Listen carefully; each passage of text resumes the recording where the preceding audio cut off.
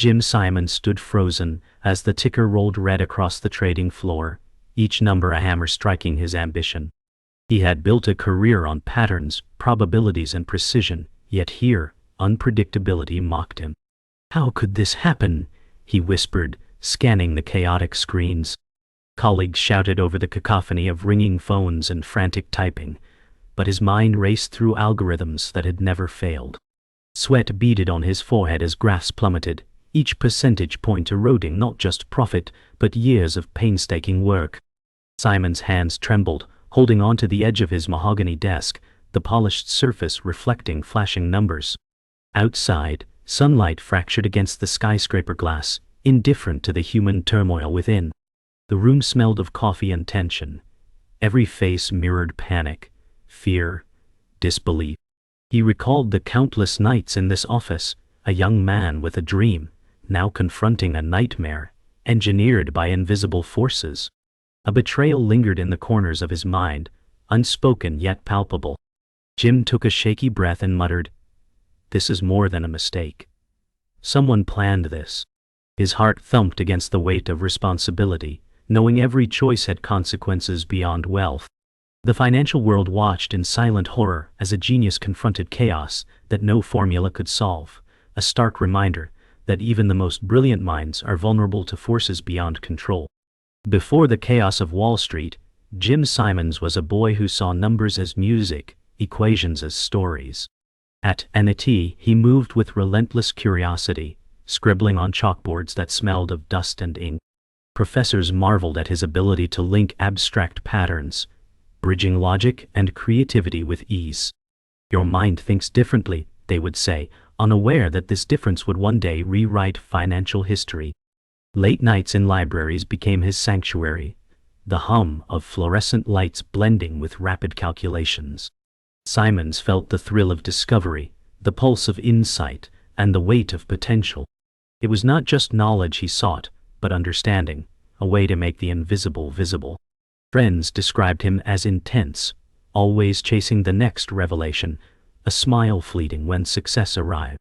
Yet beneath the genius, a human remained, grappling with impatience, doubt, and ambition. Each theorem solved was a step closer to mastery, yet also a reminder of the vast unknown. This restless hunger would drive him from chalkboards to trading floors, from theory to fortune, and set the stage for triumph and heartbreak alike. A meeting changed the trajectory of Simon's life. Professor Bernhard summoned him, speaking of dimensions, symmetry, and cryptography. "You see what others overlook," the professor said, eyes alight with conviction. Simons listened, absorbing the theory, imagining patterns beyond ordinary perception. Their conversations spilled into late nights, over coffee cups and handwritten notes. Every question led to another, the pace relentless. Ideas collided and merged, forming a foundation that would later underpin strategies invisible to most. It was mentorship born not of hierarchy, but of shared obsession, a union of intellects that would propel Simons beyond academia. The young mathematician felt exhilaration and fear, sensing both the potential and the responsibility inherent in knowledge. This encounter planted seeds of ambition, blending moral curiosity with analytical brilliance. Simons left each meeting energized, thinking in probabilities, coding logic into sequences, envisioning problems as solvable enigmas. The mentor's lessons would echo decades later, informing decisions worth billions and challenging every assumption he once held sacred. Simons' brilliance translated into accolades quickly.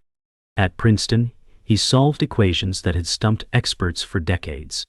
Invitations to conferences and seminars arrived, yet he remained restless, analyzing, testing, probing for deeper truths.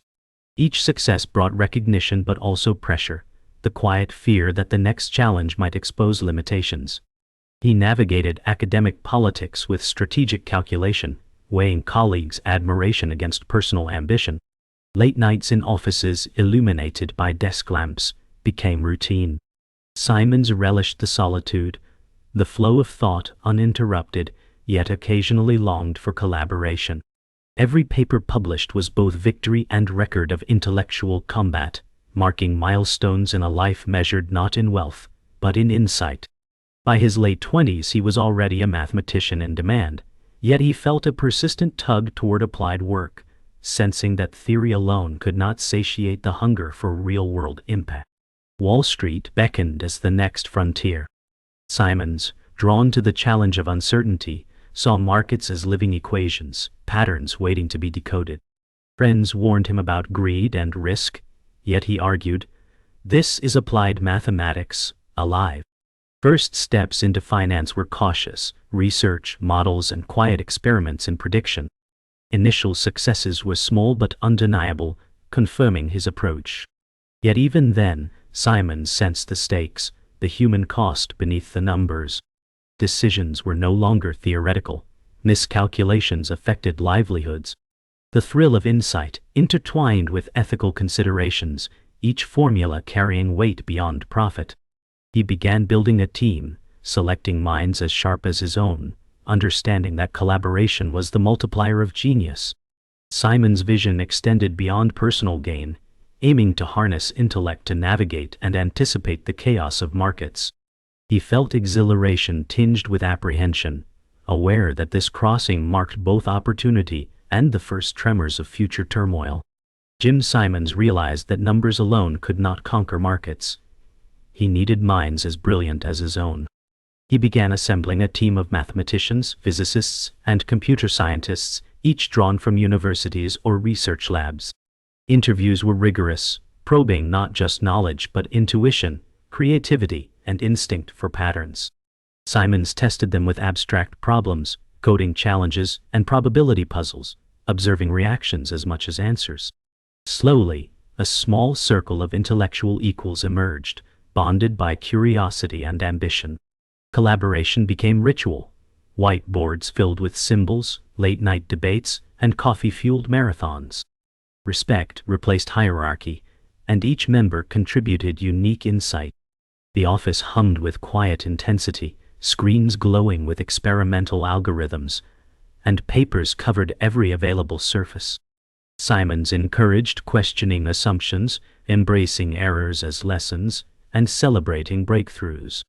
The team's cohesion mirrored a symphony, distinct talents synchronizing toward a common objective.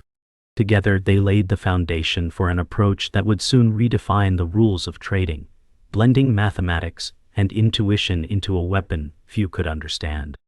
Months of experimentation culminated in the first functional algorithm. Jim Simons watched as simulated trades predicted market moves with uncanny accuracy. The office erupted with cautious excitement, tempered by understanding that real markets were far more chaotic. Patterns emerged from data streams, subtle correlations invisible to conventional analysis. Each team member contributed insight, adjusting variables and refining calculations. Small victories reinforced trust in the approach, but Simons reminded everyone of humility. The market was unforgiving, and models could never predict every anomaly. Nevertheless, the algorithm's performance exceeded expectations, offering a glimpse of what rigorous mathematics could achieve when applied to finance. Simons felt a surge of exhilaration and responsibility simultaneously. The thrill was tangible. Success was measured in probabilities and error margins, yet the human element, collaboration, judgment, intuition, remained essential. This first triumph marked a turning point, validating the fusion of intellect and ambition, and promising rewards beyond imagination. Simons and his team were ready for their first high-stakes trade. Months of theory, simulations, and backtesting coalesced into a single audacious bet. The stakes were immense. Failure meant loss of capital and credibility. Each variable had been scrutinized, every probability calculated, yet the inherent uncertainty of markets remained. Computers hummed as they executed the trade, algorithms adjusting in real time to market signals. Jim felt the tension in his chest, knowing intuition and mathematics were intertwined in fragile balance. The office held its collective breath, monitoring streams of data with precision. When results came in, profits exceeded expectations, validating both strategy and team. Celebrations were muted but heartfelt, tempered by awareness that the market could turn in an instant. This moment solidified a philosophy. Disciplined, data-driven methods could outperform instinct, yet vigilance and collaboration remained essential. Success was exhilarating, yet a warning: complacency was the enemy. With initial success behind them, Simons scaled operations. Servers and algorithms multiplied, and the office expanded into a hub of high-powered computation. More mathematicians and coders joined, each contributing to ever more sophisticated strategies. The challenge shifted from proof of concept to system maintenance, risk assessment, and constant innovation.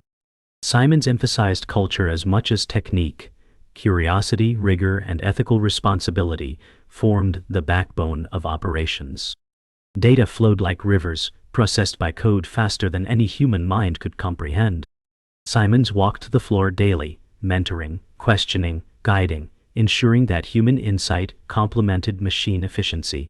Market complexity increased, yet the team thrived, adapting and evolving. Each day brought new lessons in probability, strategy, and behavior, sharpening both intellect and intuition. This scaling represented the transition from genius in isolation to the orchestration of collective brilliance, where discipline and creativity merged to achieve unprecedented financial performance. Even with sophisticated models, the market's unpredictability remained. Simons watched as sudden geopolitical events and economic shocks sent algorithms into flux. The team monitored screens, adjusting strategies, recalibrating predictions. Each anomaly tested their resilience, forcing rapid analysis and adaptation. Jim felt the weight of responsibility. Errors could impact investors' lives. Despite the pressure, the team moved with precision, trusting systems while remaining alert to intuition. Each day presented a balance of risk and opportunity, a dance between human judgment and algorithmic prediction. Market chaos became a teacher, refining methods and sharpening reflexes. Simons understood that control was illusory, yet preparation and discipline offered advantage. In these moments, the team forged cohesion, learning that intellect alone could not dominate uncertainty, but collaboration and adaptability could. It was a lesson that would define their future and the evolution of quantitative finance itself. Jim Simons transformed ambition into action, officially founding Renaissance Technologies. The firm started modestly, a blend of intellect and audacity, yet every decision was meticulously calculated. Investors were cautious, unsure how mathematics could dominate markets. Simons met personally with each client, explaining methodology without revealing the full code. Trust was fragile, built on integrity and results. Within the team, excitement mixed with pressure. Theory now had tangible consequences. Office walls were covered with whiteboards, papers, and monitors streaming real-time market data. Each trade, each calculation was scrutinized, refined, and stress-tested.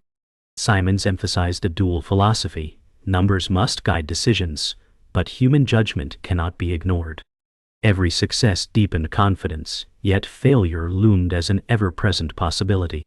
The foundation was set, combining rigorous mathematics, technology, and disciplined risk management. Renaissance Technologies was no longer just a concept, it was a living, evolving entity. With early wins, Simons expanded operations, hiring more brilliant minds, adding computational power, and entering new markets. Risks multiplied alongside opportunities. Every new strategy required careful modeling, simulations, and back-testing.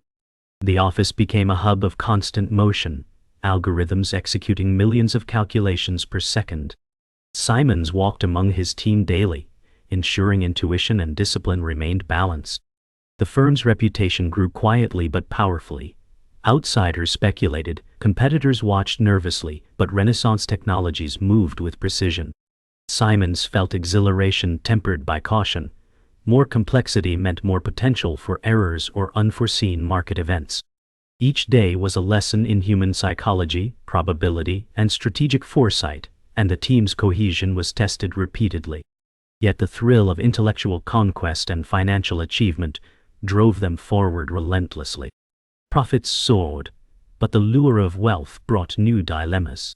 Investors demanded ever higher returns, competitors attempted to replicate strategies, and internal pressure mounted. Simons reminded the team to prioritize disciplined risk management over short-term gains. Ethical considerations surfaced as markets reacted unpredictably to large trades. Decisions once purely theoretical now affected livelihoods. The tension between ambition and morality became palpable.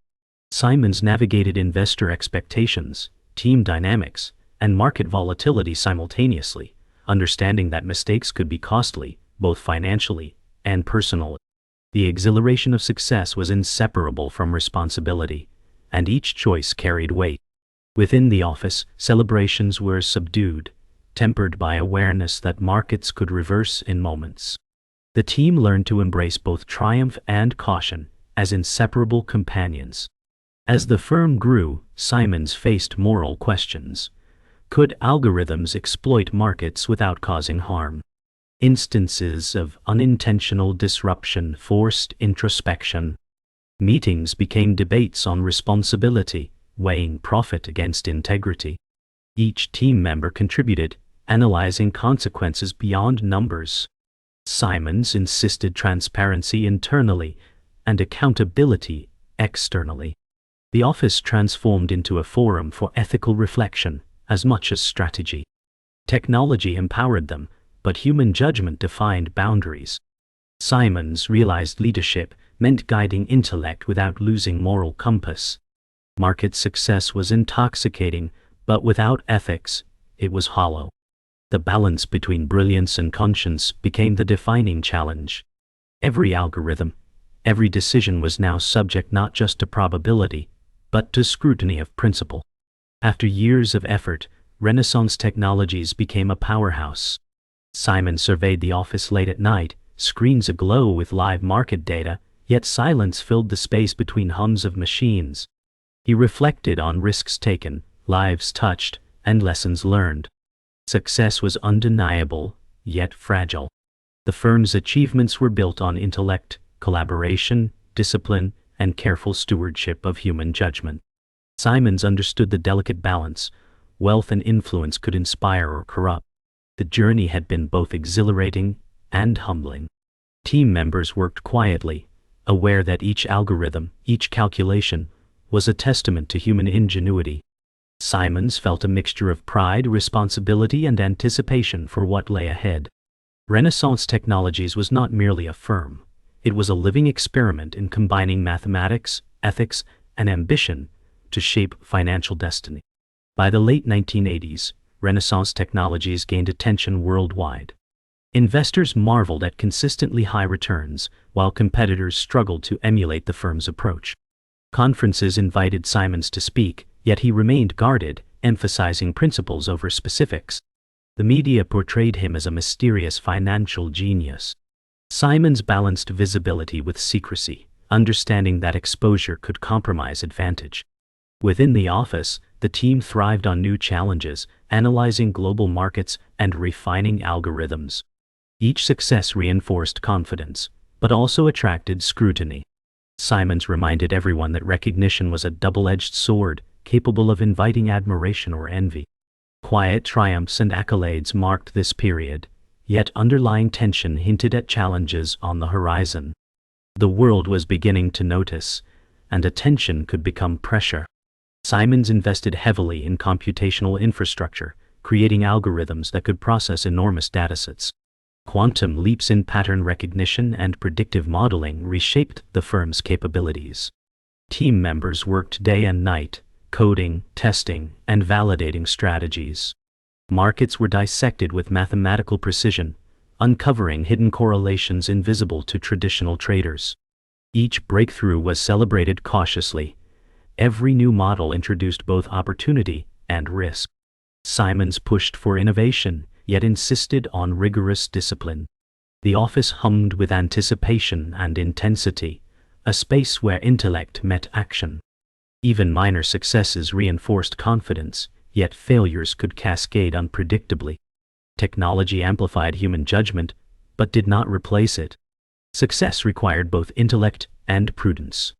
As profits grew, so did expectations.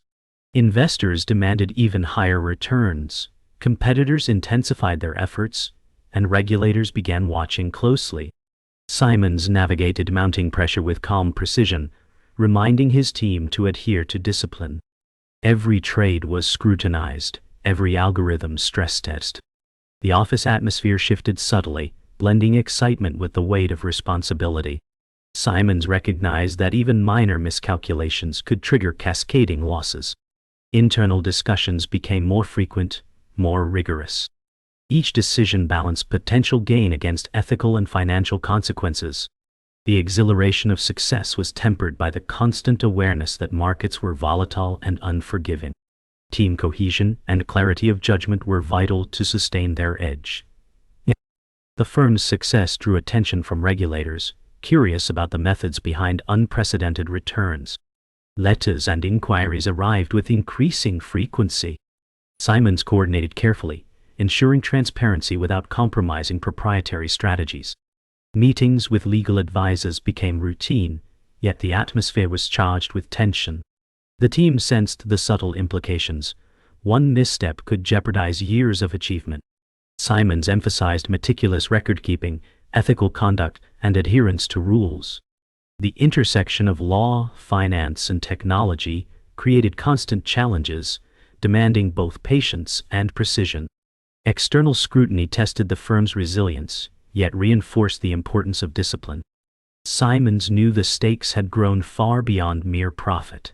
Integrity and reputation were on the line. Even the strongest teams faced tension. Differences in opinion, competitive ambitions, and pressure-induced stress began surfacing. Simons navigated subtle conflicts, emphasizing shared goals and the firm's long-term vision. Yet undercurrents of rivalry were visible. Debates over strategy, allocation of resources, and recognition of contributions grew sharper. Simons understood that human dynamics were as critical as algorithms. Meetings became arenas for negotiation, persuasion, and compromise. Trust and cohesion were tested daily. The stakes were no longer only financial, they were personal. The firm's culture, carefully cultivated, faced its first challenges from within. Simons' leadership, clarity of vision, and patience became the stabilizing force. The tension hinted that future crises could arise not just from markets, but from those closest to him. A rival hedge fund, led by an ambitious former colleague, began mimicking Renaissance's strategies. Their successes drew media attention, igniting a fierce rivalry. Simons studied their moves carefully, analyzing weaknesses while maintaining focus on his team. The challenger, charismatic and aggressive, publicly questioned the sustainability of Simons' models. Internal discussions weighed retaliation versus prudence. Simons reminded the team that predictability could be a weakness. Markets could punish arrogance swiftly, yet staying passive risked ceding ground. The office buzzed with heightened awareness. Every decision carried amplified consequences. Lessons from competitors underscored the thin line between innovation and overconfidence. The game had changed. Whispers began circulating, team members questioning allocations, decisions, and leadership. Simons noticed small inconsistencies in reports and unusual behavior during meetings. Trust, once implicit, required vigilance. A senior analyst, once loyal, showed subtle signs of discontent, hinting at sharing insights with competitors. Simons approached the situation delicately, emphasizing loyalty, ethics, and the consequences of betrayal. He reinforced the importance of transparency while maintaining discretion. Even minor cracks could fracture the team's cohesion, yet confronting them recklessly risked morale. The balance between authority and trust became critical. Each interaction now carried an undercurrent of suspicion and subtle strategy. Investor demands intensified. High net worth clients expected extraordinary returns, threatening to withdraw capital if projections faltered. Simons faced emails, calls, and meetings, each conversation testing patience and diplomacy. Maintaining transparency while protecting proprietary strategies required precision. The pressure rippled through the team. Mistakes now carried amplified consequences. Simons emphasized that human judgment must complement mathematical models, reminding everyone that panic could destroy gains. The weight of responsibility was visible in exhausted faces and tense postures. External expectations were transforming into internal stress, and Simons realized leadership required both intellect and emotional resilience. A sudden market fluctuation caught the team off guard. Algorithms flagged anomalies, but uncertainty lingered. Simons orchestrated immediate countermeasures, coordinating analysts and programmers under intense time pressure. Trades were adjusted in real time, balancing risk against opportunity. The tension was palpable. Screens flashed red with losses, then green as corrections took hold. Every decision required precision and calm under duress. The team worked in unison, yet internal disagreements surfaced, testing cohesion. Simons understood that crises revealed both the strength of strategy and the fragility of trust. Success required mastery of both human and computational elements. The office became a battlefield of intellect and nerves. Simons uncovered definitive evidence. The senior analyst had been feeding insights to the rival fund. Shock, anger, and disappointment collided. Simons confronted the betrayer privately, emphasizing the moral, personal, and financial consequences. Trust, once assumed, was irrevocably broken. The office atmosphere shifted. Team members sensed a subtle unease, the fragile equilibrium disrupted. Simons had to balance accountability with protecting morale. The betrayal was personal, a calculated assault on years of collaboration. Lessons about human nature, loyalty, and vigilance were seared into the team's consciousness. Success and failure were inseparable. Triumphs could turn to disaster in a moment. The revelation of the betrayer's actions rippled through Renaissance. Simons confronted the emotional cost, fractured trust, and wary colleagues. Meetings became tense, conversations guarded. Analysts whispered in corners, unsure whom to trust. Simons worked to restore order while privately reconciling anger and disappointment. The team needed a sense of purpose, yet the weight of surveillance and suspicion threatened morale. Every decision now carried the memory of betrayal. Simons reminded himself that leadership meant guiding through uncertainty, balancing vigilance with empathy, and ensuring the mission outlasted individual failures. Lessons were costly but essential.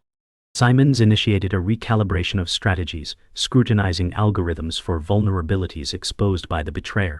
Analysts worked overtime, coding and testing under pressure. Simons led by example, reviewing every formula personally, emphasizing precision and foresight. The team adjusted positions quietly, balancing risk against potential losses. Each correction required quick, decisive action. Competitors watched, unaware that Renaissance had spotted the breach. Simons recognized that survival depended not only on technical brilliance but on human discipline, coordination, and a clear vision. Small missteps could cascade into catastrophic losses. Simons returned home late, the city skyline glowing through his apartment windows. Exhaustion weighed on his body, but the mind remained restless. The betrayer's actions had personal implications, relationships strained, nights of worry, and the relentless burden of leadership. Conversations with his family were cautious. He shielded them from fear, yet the isolation was palpable. Simons realized success exacted a profound human toll. Even mathematical genius could not eliminate stress, guilt, and regret. Emotional resilience was now as critical as analytical brilliance. He pondered whether preserving the company's legacy justified the sacrifices demanded from himself and those closest to him.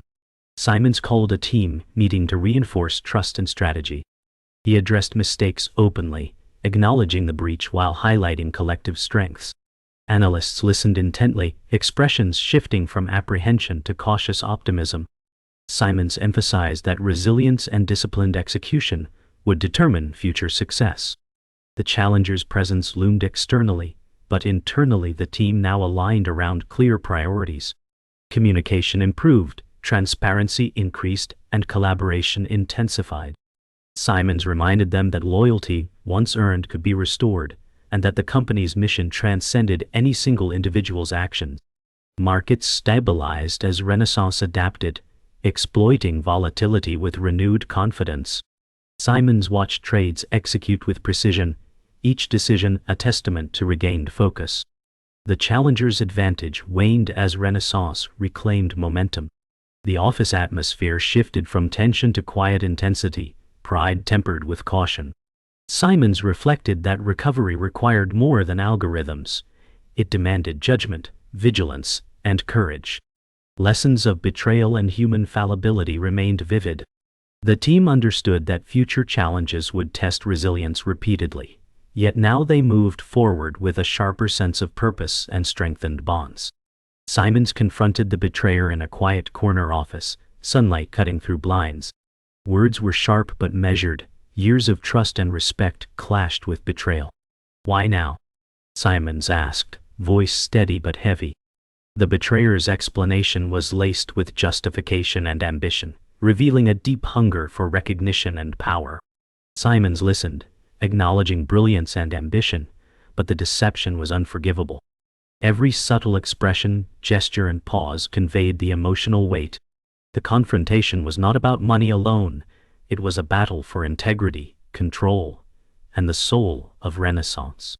The challenger observed from afar as Simons recalibrated strategy after the confrontation.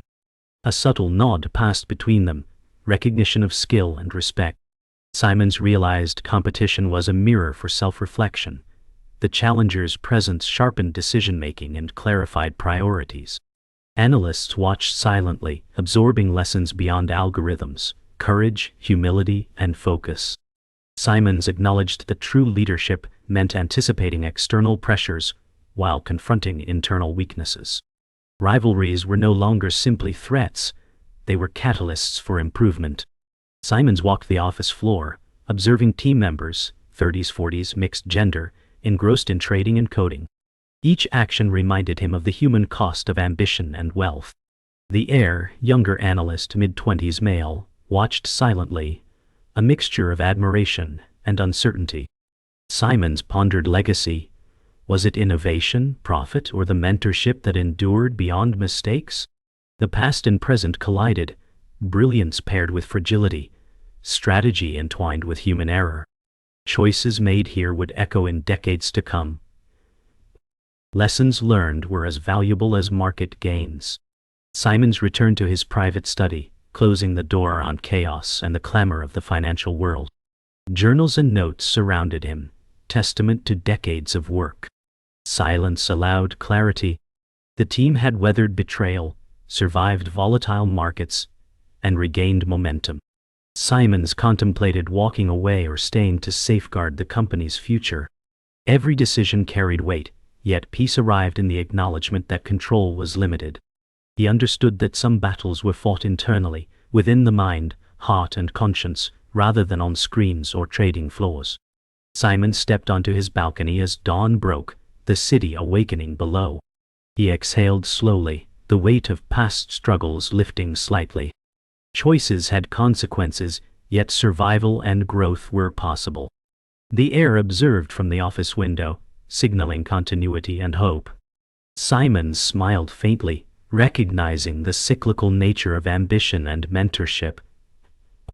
Wealth, betrayal, and genius had tested limits, but human resilience endured. The future remained uncertain, yet opportunity beckoned. In this quiet moment, legacy, redemption, and new beginnings intertwined, leaving the city and the story suspended in possibility.